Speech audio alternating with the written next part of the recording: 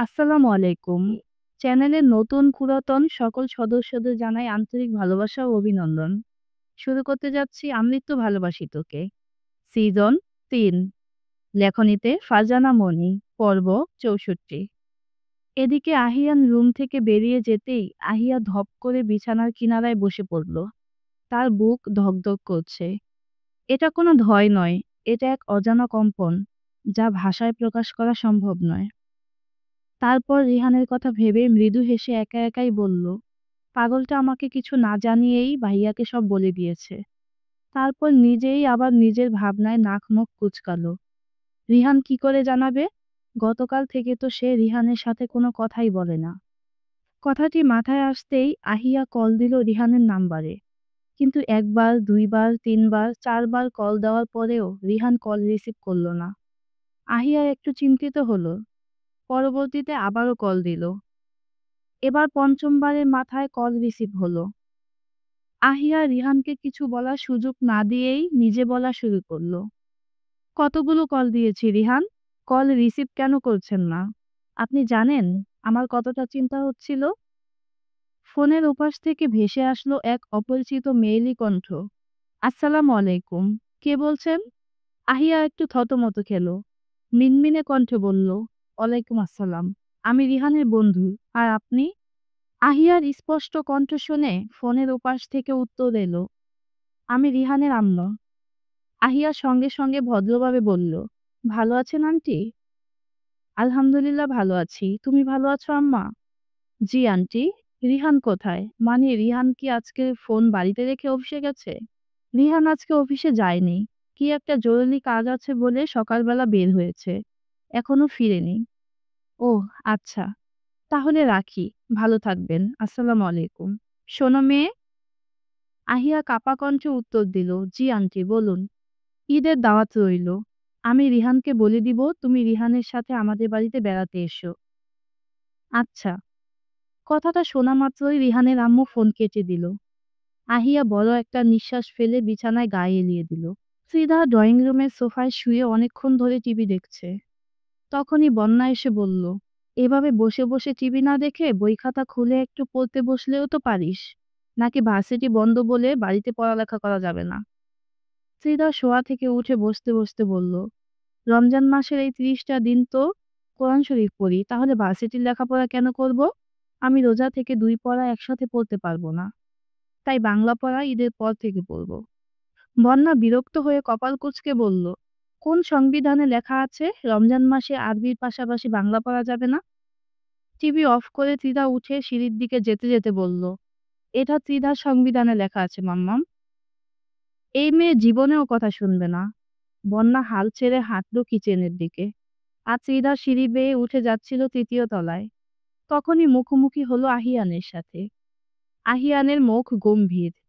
আশেপাশে এক নজর তাকিয়ে ত্রিধার উদ্দেশ্যে বলল, আমার রুমে যা, আমি আসছি। ত্রিধাকে কিছু বলার সুযোগ না দিয়েই আহিয়ান সিঁড়ি বেয়ে নেমে গেল। ত্রিধা আশেপাশে এক নজর তাকিয়ে হেলে দুলে হাঁটলো আহিয়ানের রুমের দিকে। রুমের দরজা হাট করে খোলা দেখে ত্রিধা সরাসরি ঢুকে পড়ল। দরজাটা হালকা চাপিয়ে দিয়ে রুমের চারদিকে দেখতে দেখতে ড্রেসিং টেবিলের সামনে গিয়ে দাঁড়ালো। সেখানে সাজিয়ে রাখা বিদেশি ব্র্যান্ডের পারফিউম সহ আরো নানান রকমের প্রোডাক্ট। তারপর সে গেল কাবার্ডের দিকে। কাবার্ড খুলতেই নজরে এলো সারি সারি করে সাজানো কালো রঙের শার্ট, টি-শার্ট, কালো প্যান্ট। সকল কালোর মাঝখানে হাতে গোনা কয়েকটা সাদা, অ্যাশ কালার ও নেভি ব্লু রঙের শার্ট ও টি-শার্ট রাখা। চিতা তাকালো কাবার্ডের নিচের সারিতে। সেখানে রাখা বিভিন্ন দামি ব্র্যান্ডের সুন্দর সুন্দর ঘড়ি। সিধা একটা কালো ফিতের ঘড়ি হাতে নিল। তারপর ওনার আঁচল দিয়ে গ্লাসটা মুছে একটা চুমু দিল। তার মনে হচ্ছে কল্পনাতে সে আহিয়ান ভাইয়ের ঘড়ি পরা হাতে চুমু দিচ্ছে। তখনই দরজায় শব্দ পাওয়া গেল। সিধা সঙ্গে সঙ্গেই পেছনে তাকিয়ে দেখল আহিয়ান দরজা লক করছে। আহিয়ানকে দেখে সিধা কাবারটা লাগিয়ে সোজা হয়ে দাঁড়ালো। আহিয়ান এগিয়ে গিয়ে তার ঘা ঘেঁষে দাঁড়াতেই সিধা লজ্জায় হাঁসফাঁস করে উঠল। পারলে সে এই মুহূর্তে এখান থেকে ছুটে পালায়, কিন্তু আফসোস, পারল না। আহিয়ান তার দুহাত রাখল সিধার পেছনের কাবার্ডে। শরীর থেকে তীব্র পারফিউমের ঘ্রাণ আসছে। সিধা নাক আহিয়ানের বুকে ছুঁই ছুঁই। না চাইতেও মেয়েটা বিমোহিত হচ্ছে। তোর ফোন কই? আহিয়ানের প্রশ্নে চিদার ঘোর কাটল। চিদা আমতা আমতা করে বলল, রুমে। ফোনের পাসওয়ার্ড কি? পাসওয়ার্ড দিয়ে কি করবেন? আমার প্রশ্নের উত্তর না দিয়ে তুই উল্টো আমাকে প্রশ্ন কেন করছিস? এমনি। বলুন, ফোন দিয়ে কি করবেন? আহিয়ান প্যান্টের পকেট থেকে চিদার ফোন হাতে নিয়ে বলল, পাসওয়ার্ড বল।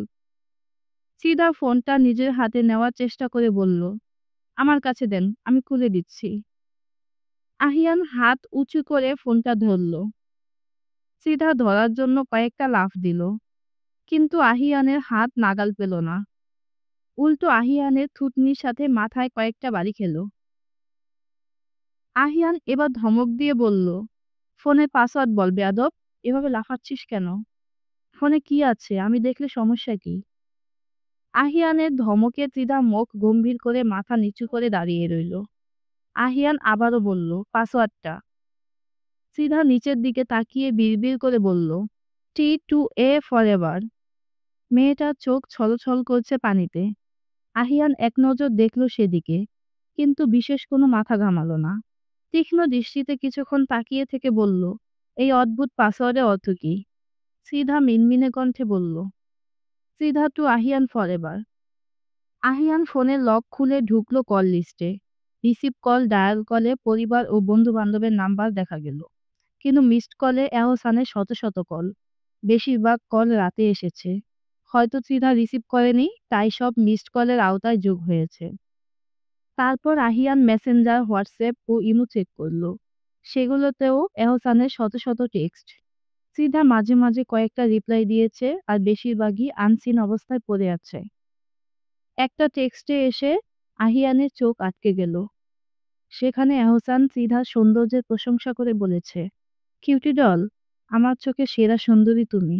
চাঁদের গায়ে যেমন কলঙ্ক আছে, আমি তেমনি তোমার গায়ে কলঙ্ক হয়ে আজীবন লেপ্টে থাকতে চাই। আহিয়ানের চোয়াল শক্ত হলো। ফোনটা ফ্লোরে আছাড় মেরে ফেলে তিধার দিকে রক্তলাল চোখে তাকালো।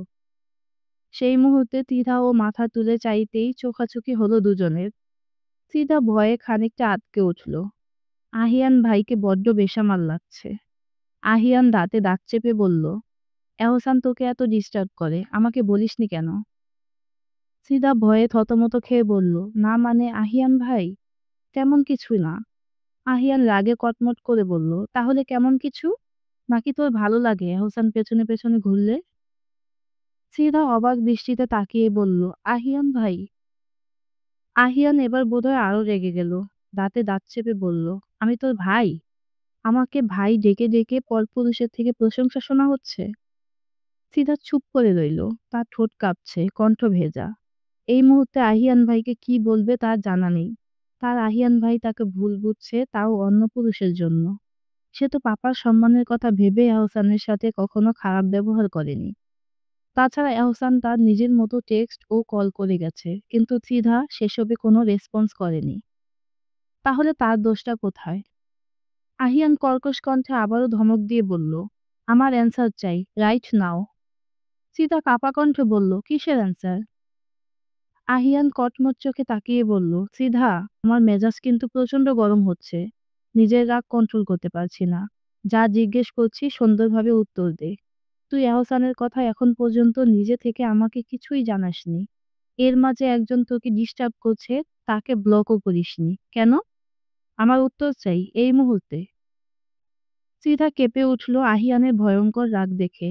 ভেজা কণ্ঠে আস্তে ধীরে বলল, এহসানকে পাপা ও বড় পাপা পছন্দ করে। ওনাকে নিয়ে আমার কোনো ইন্টারেস্ট নেই, বিশ্বাস করুন। এহসান কল দেয়, কিন্তু আমি ধরি না। কিন্তু ব্লক করি না পাপার সম্মানের ভয়ে।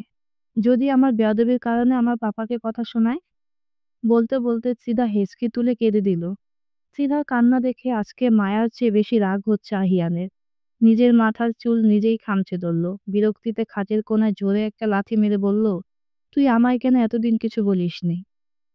আবারও কথা হবে নতুন পর্বে। সেই পর্যন্ত সবাই ভালো থেকো। আল্লাহ হাফেজ।